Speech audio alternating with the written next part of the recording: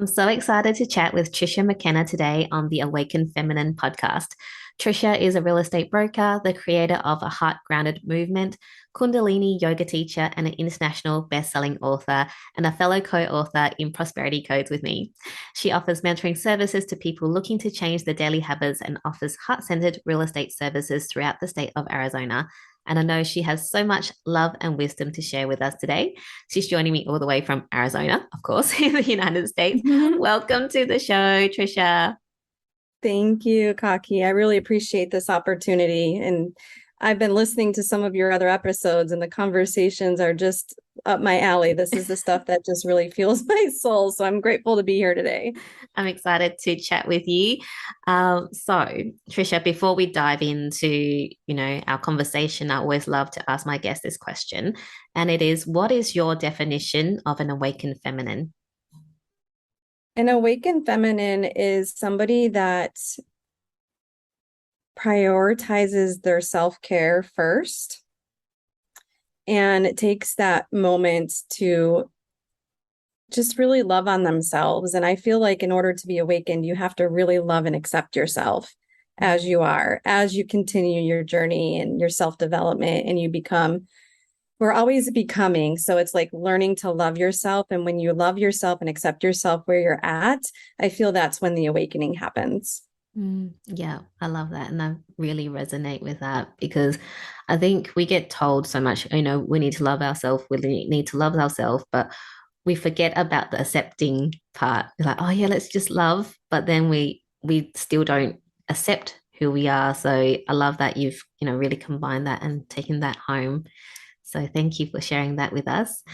Now, Yeah. Tricia, what we want to talk about today is real estate and relationships as well. But I really want to ask you, if you don't mind sharing, because I just gave a little brief introduction about you, if you can really expand with us who you are and why you do what you do, because just thinking about real estate and Kundalini yoga, they're not usually things that you would kind of put together. So if you can, yeah, just give us a bit more about who you are and why you do what you do.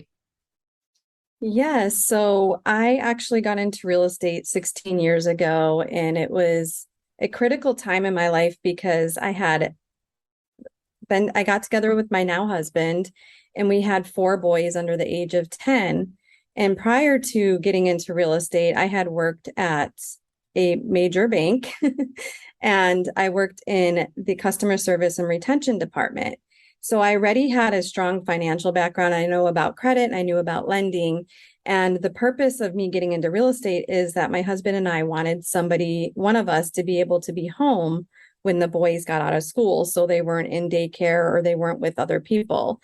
And my husband, actually, he's one of my expanders. He was like, "You're really good with talking to people. You know how to build relationships. So why don't you consider going to real estate school?" And I did.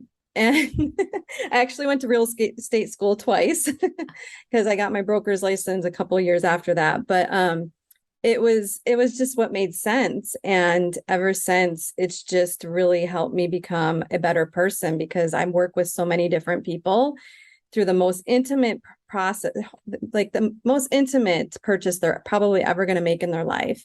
And so it's really kind of forced me to learn how to communicate, learn how to build relationships, and actually learn how to be a better person.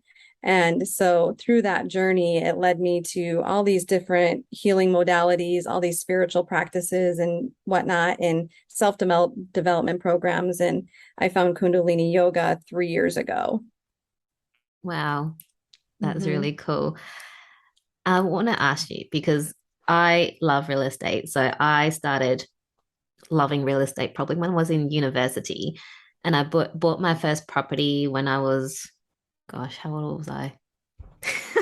26 maybe, 2009. Anyway, doesn't matter. Around my mid 20s. And then from Mm-hmm. then, like my husband and I just built a portfolio. But what I found is you really need to find the right properties. Okay. And sometimes, like, it's not just like looking at it from a logical standpoint, I found is also coming from an energetics standpoint. I know you are, you're both spiritual and you're also a real estate broker. Is that something that you find for your clients, or, even for yourself when you have bought property, whether they, you need to kind of also have that kind of right energy with the house as well? Yes, that's why I'm a huge fan for being in the home when you're looking. And it was challenging during COVID when we were doing virtual showings. I actually did a value series about this out to my database. You can go back and look on my Instagram and look at this, but it's the value of actually spending a weekend and looking at all the homes that are available, because there's things you pick up on when you're in the home. There's a vibrational energy to each home, and you want to experience that in person.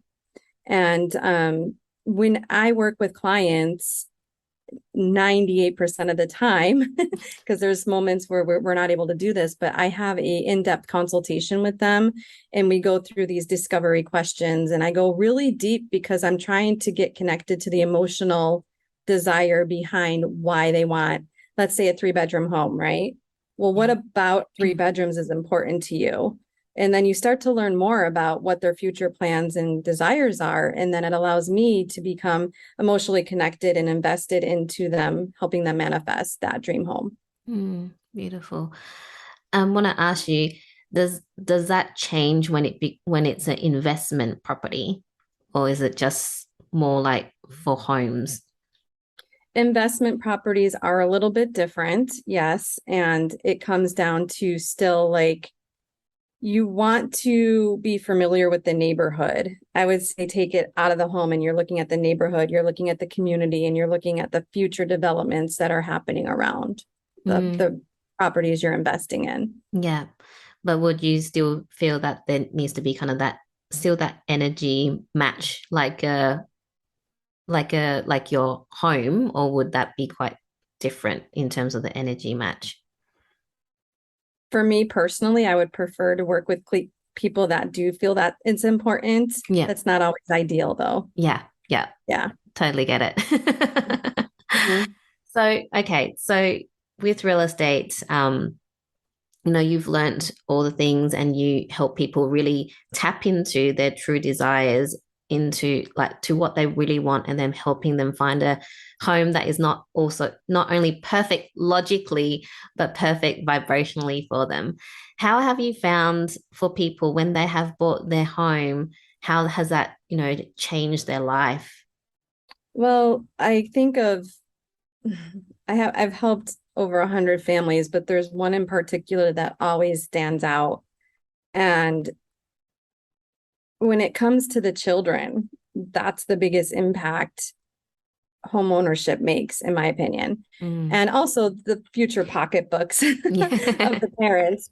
But this family, she was a single mom and they were moving every year from rental to rental.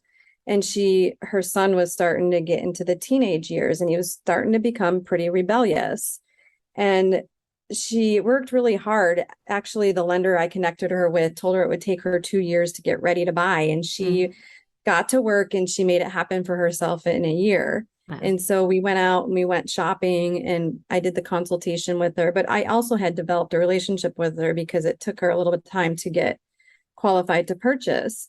Well, we found this townhome. And at first, when she saw it on the internet, she didn't even want to look at it. I was like, come on, we're going to go look at it. The photos don't always depict like the true essence of the house.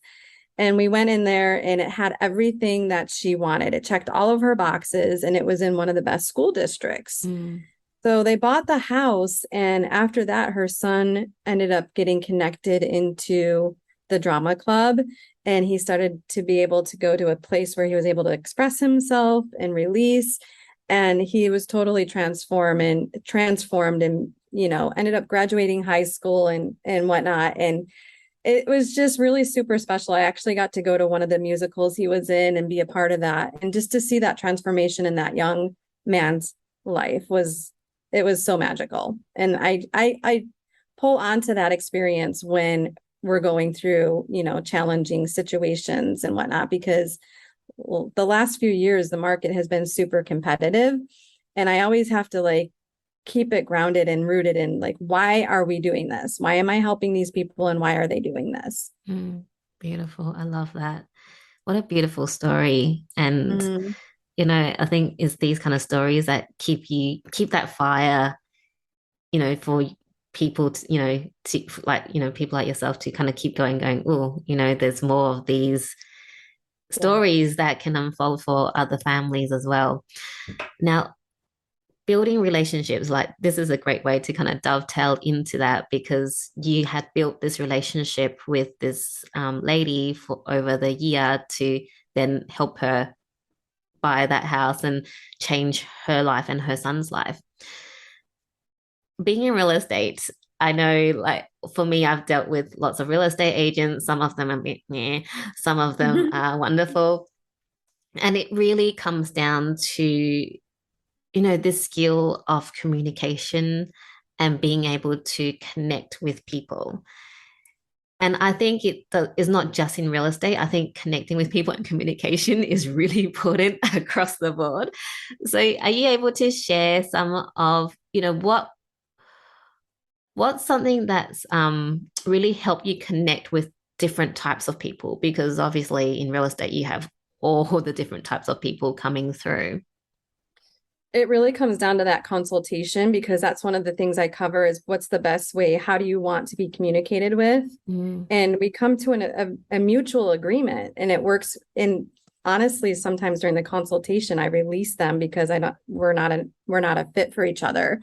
If somebody wants me to be available 24/7, I'm not a fit for them. That's not doable because it takes a lot for me to show up and to do what I do, So I need my rest and I need my time off, but it really comes down to asking the right questions and getting to learn, this person likes phone calls, this person likes text messages. Now, also when it comes to the important conversations, those should always be done verbally, in my opinion. Sometimes they need to be done in person. And it just depends like how vulnerable that conversation is. If we're dealing with like a negotiation process, it's definitely going to be verbal first. And then we follow up with text messages and emails. But each person is very unique. And it's my job to find out what's the best way for me to communicate with them. Yeah. So really it's the clear communication channel, which, like as I said, across the board, this is the things that we need to be able to build relationships, just not just in real estate, but for, whatever career path that you're on, having clear channels of communication. Have you ever experienced where you actually, during the consultation, the client was like a good fit, but then as you started working with them, it was like, okay, maybe they weren't telling me everything, or, it wasn't as it seemed? Absolutely. And usually at that point in time, we circle back. We circle back and I'm like, all right, we need to regroup. When can you meet me?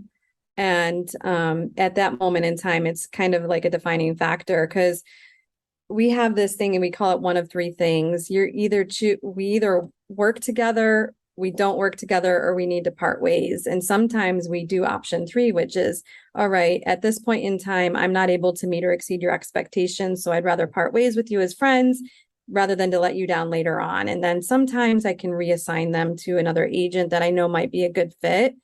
I'd say in my 16 years of doing real estate, that's happened maybe 2 or 3 times. Yeah. So, yeah, because you've already done the groundwork at the beginning to make it clear how, the communication channels. I want to ask you, like, do you, do you do home opens and stuff, or are you more like a person that looks for houses for people?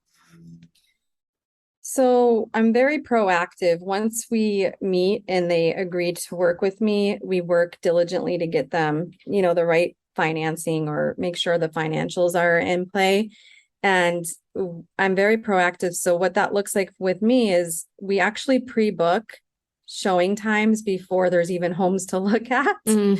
Because if we're going to look at them together, I need to know when they're available and when they're not going to be rushing over to look at a home and things like that. Yeah. So if they're a buyer and they're pre-approved and they're working with me, I have appointments on my calendar. Like, this is the day and time we're looking at homes. And that allows us to get out there and look at the most current inventory and not miss out on things. And then if for whatever reason, if there's an appointment booked and something happens with me, I have my associates cover for me, and we have a team of agents that I work with. And so they're not tied just to me and when it comes to looking at the homes, because time is of the essence and we need to make sure that we're moving quickly. Mm. And do you do selling as well? Mm-hmm. Yeah. Yeah. Yeah. Do So my business is about 60% home buyers, 40% listings.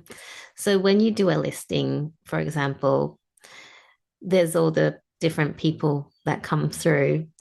I want to ask you, like, in terms of building relationships, because I think, when I go to home opens, sometimes, like, when the real estate agent is not someone that I want to talk to, it's like, the house is good, but there's real estate agents, not that great.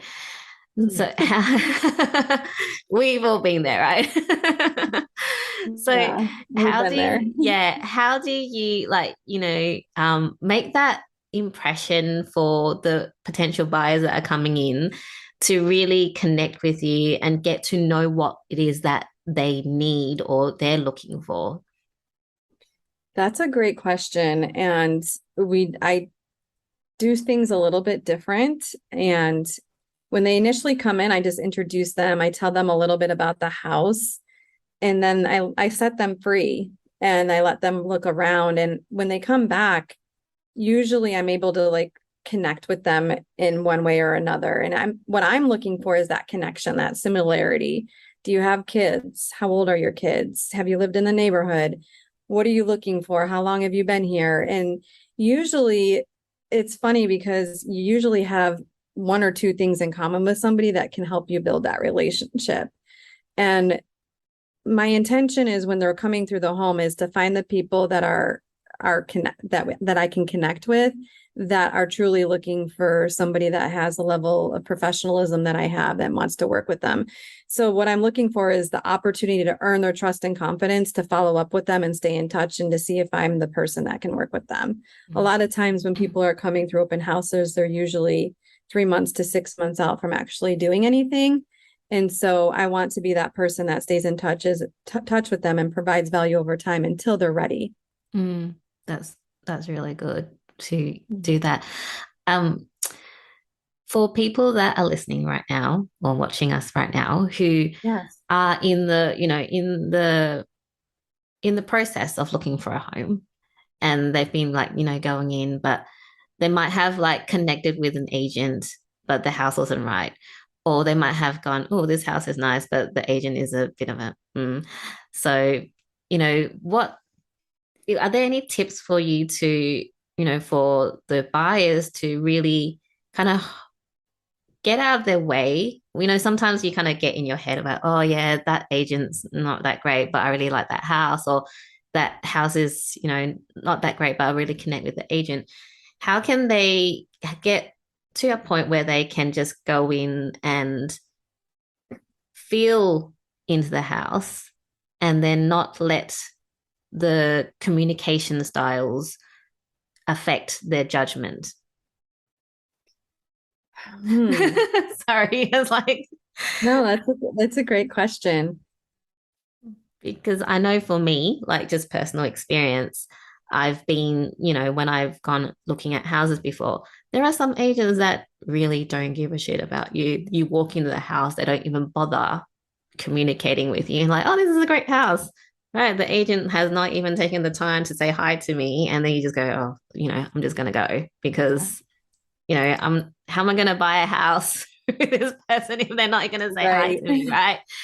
And then, but then you're like, well, I'm missing out on a great opportunity because this house actually, does fit what I'm looking for. So, Right. Well, I don't know what the rules are because everything's a little bit different. yeah. But here we have buyer representation. So if my professional recommendation is, if you're thinking of buying a home, find your realtor first, because that realtor is going to be the one that partners with you to help you find that dream home. And it sounds like we're talking about like open houses. So real estate agents here, they set open houses to meet buyers. So if you're going into an open house and you're not connecting with that real estate agent that's sitting the open house, that's not the person for you. Yeah. It's not the person to guide you through it. And it's kind of like dating. You have to find somebody that you trust, that you feel like you can be vulnerable with, and that you could, someone that has integrity, you know? Yeah. And that's a really good tip, because I, later on when we were buying investment properties, we actually got a buyer's agent. So I guess like what you're calling a representative to look for us and take us through, and they kind of deal with the agents. But I think really like what you're saying, even for your own home, is a good idea to do that if you haven't, been successful finding the right home because of, the agents, or not being able to find the right house, to have someone there to represent you, or, take you through and save you time as well, I think. It Such a saves a time lot of saver. time. Yes. Because you would do all the work, right? Because you would do all the research to go, okay, my client wants this, and this fits or this doesn't fit. Actually, can you talk a bit about the benefits of having someone represent you, like what you do, where you actually really dive into what the client wants, compared to like someone like when I was doing it before, where I kind of went, oh, there's a home open, there's 10 home opens this weekend, and I'm going to go to every one of them. Yeah. Well, the benefit of a full-time real estate professional is they're in the industry and they're in the business every day. And that includes being in the inventory every day. And so they know what the local trends are. They know what neighborhoods are up and coming. It's their profession. I say it's like when you go to the doctor, if you're going to go to a heart doctor for your heart, and you're going to go to an eye doctor for your eyes. And that's what the real estate agents are there for. It's their profession. It's what they know, if they're doing it full time. Now, there are those scenarios where you have part-time agents, or you have a friend or family member that's just getting in the business. And I'm not saying that they may not be the right person for you, but there is a benefit for working with an agent that's currently actively selling, listing, and buying and selling homes, because they're going to know the most up-to-date information. Yeah, for sure. And coming from experience as well, I totally agree with that.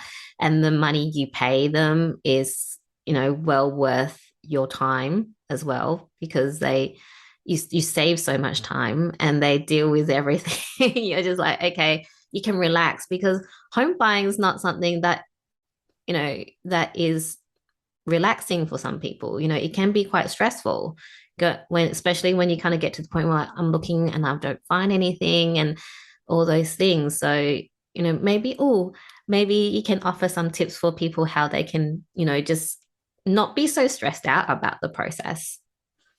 Well, I think working with the right person, if the communication is there, it should be less stressful, because they're being proactive with their communication. They're letting you know of the steps that are involved and like what can come next. In real estate, a lot of things comes down to three things can happen. And so it's just having those conversations in advance. Like when you make the offer, okay, one of three things can happen here.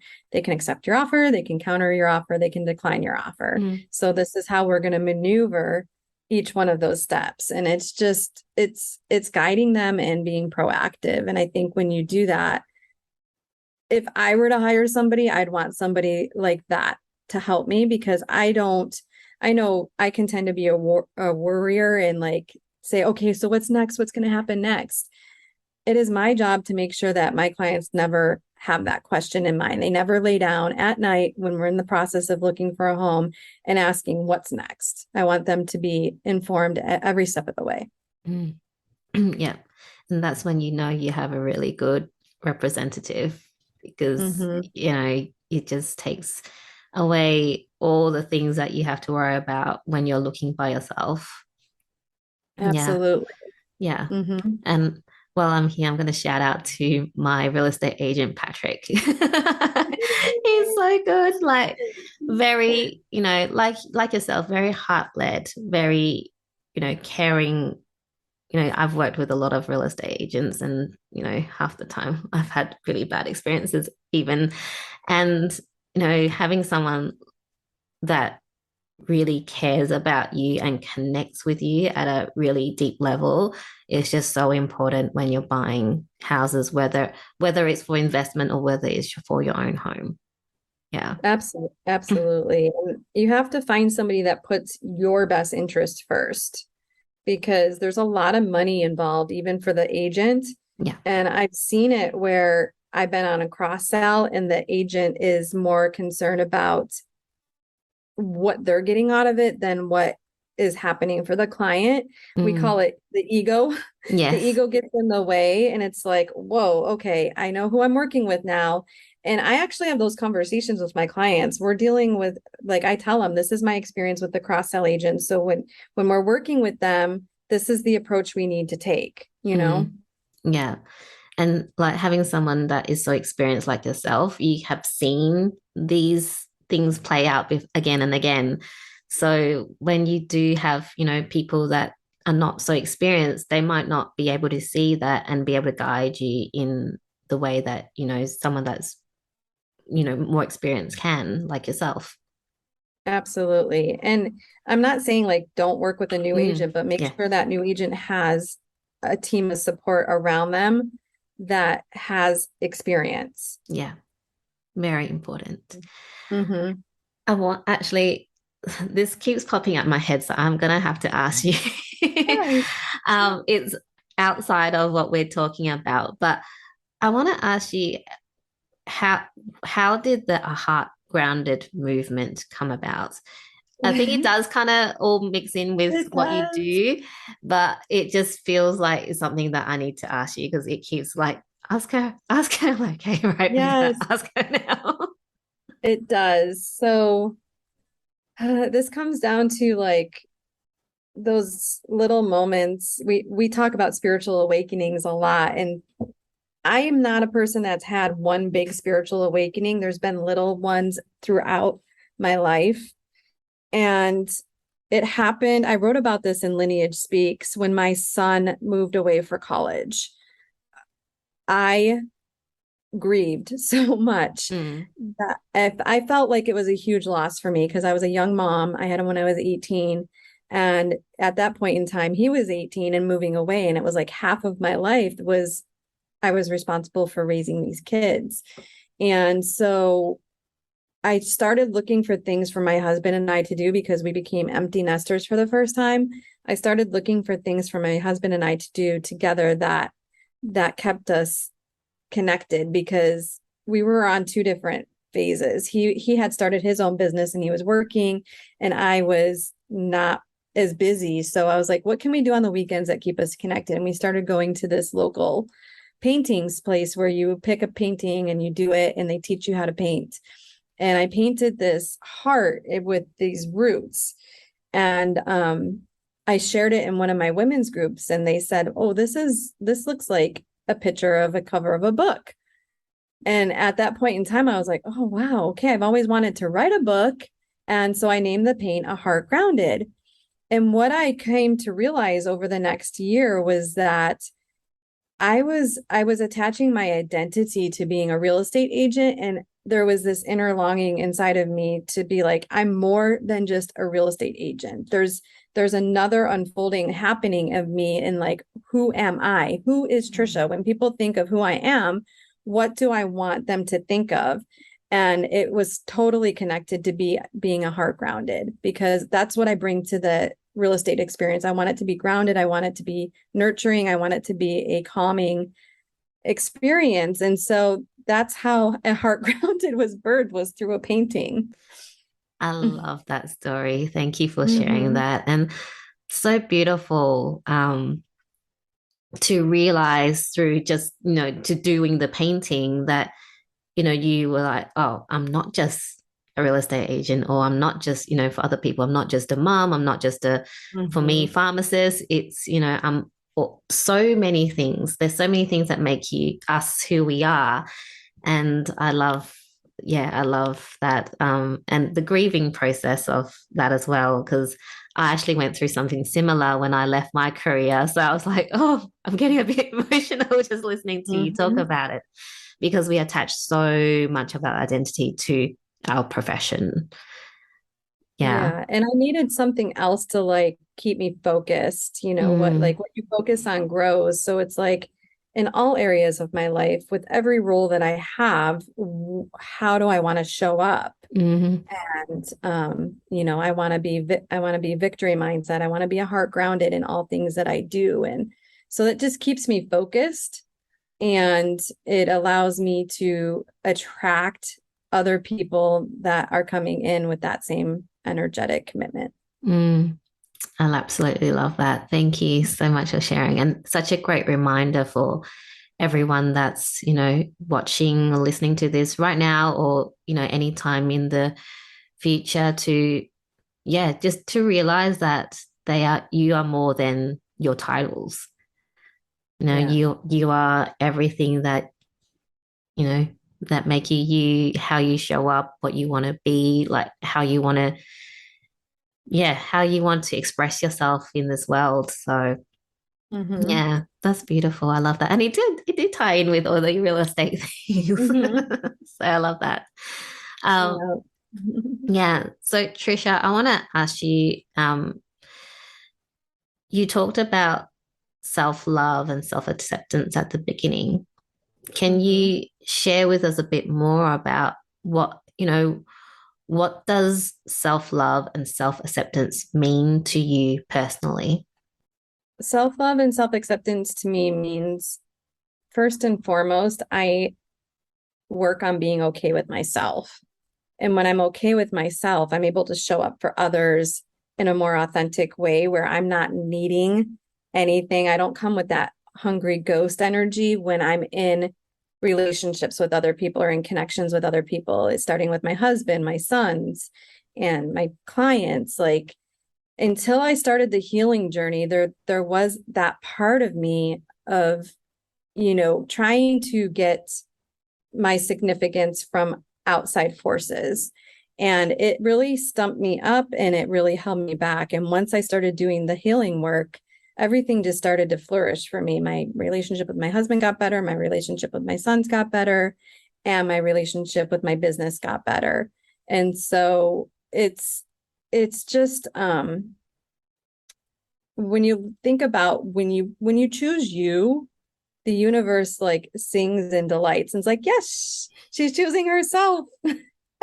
She's important. And so it brings you blessings, and it's there's a prosperity teaching involved in it. So Yeah. Yeah, mhm. I love that. And I know in prosperity codes, you write about, you know, choosing yourself. Like what you say is like, oh, the universe is like, oh, thank goodness she finally thinks she's Mhm. important. Let's, show her, let's, like you say, offer her blessings. Can I ask you, I just love my question. What's my question? Mhm. Hungry Ghost. You were saying that you also mentioned that in the book. Can you maybe expand on that bit for our listeners, what you mean by hungry ghost energy? Yes, I have to check that part of me often. Hungry ghost is like somebody that's like going outward for their happiness. Like you want your husband to make you happy. You want that big paycheck to make you happy. You're chasing something outside of you to fuel you. And it's actually the quickest way to repel what you actually want. So just like going inward and learning that all your needs are met, and you are in being confident in yourself that you can make whatever you need happen for yourself. You don't need anybody.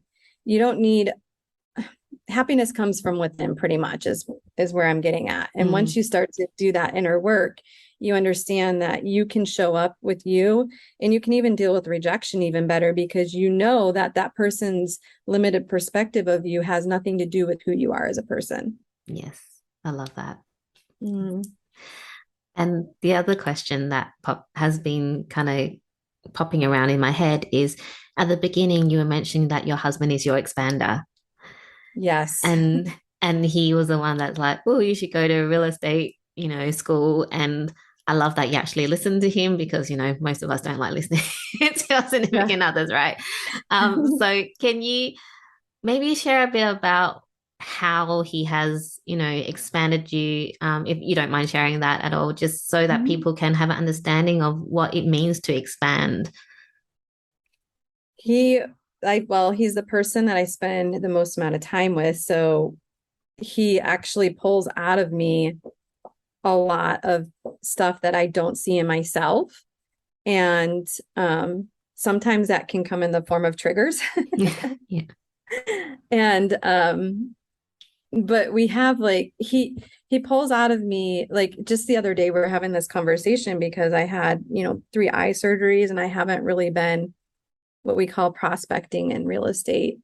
And he's been encouraging me to like take small steps to get back out there. And having those conversations, having somebody in my life that reminds me of all the power that is within me. And early on in our relationship, that had to do with seeing stuff in me that I hadn't yet seen, like encouraging me to go get my real estate license, encouraging me to do open houses, encouraging me to buy that new car, encouraging me that I was going to be able to handle anything that came my way. So he thinks bigger and he takes more risks. And so living with somebody that does that, he's definitely my biggest expander. Yeah. And what a beautiful relationship you have. I don't think there's like, there's a lot of people that can say that their significant other encourages them and brings out the best and, has all those, give you that reminder because I've seen from people around me that the relationship definitely is probably more like let's one up one another rather than, having that encouragement. So are you able to share like, what the special ingredient to really having this kind of like really um, encouraging, positive relationship that you and your husband have? Well, I wouldn't say it's encouraging all the time, but we just Yeah. have we have there's no back doors. There's not an exit strategy. We just whatever's going to come our way, we are committed to making it work. Mm, And it's been very uncomfortable at different seasons raising 4 boys under he had 2, I had 2, and it was a blended family. We just always decided to like, we're going to figure this out. There's always a solution. And as long as we're willing to stick it out as much as it can get uncomfortable, we're going to do that. And I've definitely taken more of the approach of seeking outside help, working a 12-step program and getting counseling and at church counseling. But what keeps us together is there's certain non-negotiables where every Sunday we go to church together and we take Sundays off at least half of the day to have that time together. And we have prioritized having dinner together at least 4 out of the 7 nights a week. mm, So just little things that are non-negotiables that always bring us back together. So even if we're stark mad at each other, I know I'm going to see him for dinner tonight, so I better figure this out, and mm, same with him.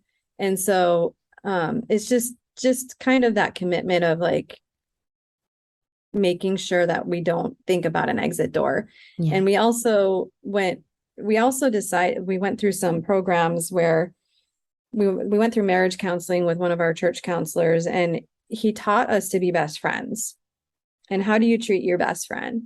Mm, And that's really helped us kind of reestablish after my son moved out. Like that's when we started that. And it really helped us kind of like regroup and put our priorities in place. And it's, we're gonna get old, and how do you want to treat your best friend when you get old? So yeah. that's kind of what we keep our focus on those few things, and it helps us keep the other parts of it together too. Yeah.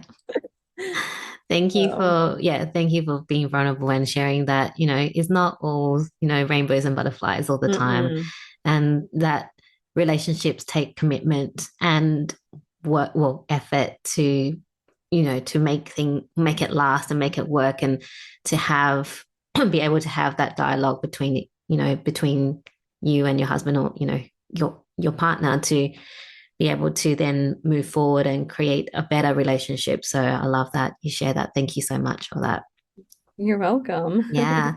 I'm just looking at the time. So I wanted to ask you just a couple of more questions before we wrap Yes. up. So the first question is, having, gone through your journey, if you were to go back to a younger version of Tricia, what is that key piece of advice that you would give Tricia, younger Tricia? I would tell her to relax, have fun, and laugh more. Beautiful. What a great Hmm. piece of advice. Yeah. Hmm. And the last question I want to ask you is, what is currently setting your soul on fire?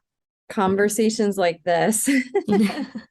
Yeah, and meeting new people in different ways, because writing the books and COVID, I've been able to meet so many new people different ways through Zoom, and even people all over the world, and it's just been really beautiful.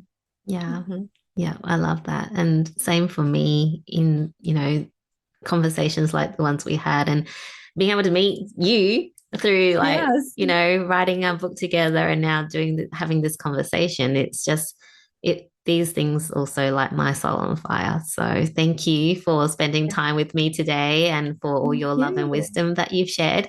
If people Mhm. want to find out more about you, how they can work with you, where's the best place to find you? Online at heartgrounded.com, or on Instagram, Facebook. I'm on my stories on Instagram a little bit more, so that's probably the quickest and fastest way to reach me. Awesome. I will have all your details in the show notes so people can find you. Thank you once again, Tricia, for All spending right, this thank time with me. you. All right, it's been a blessing. Have a great night. Bye. Bye.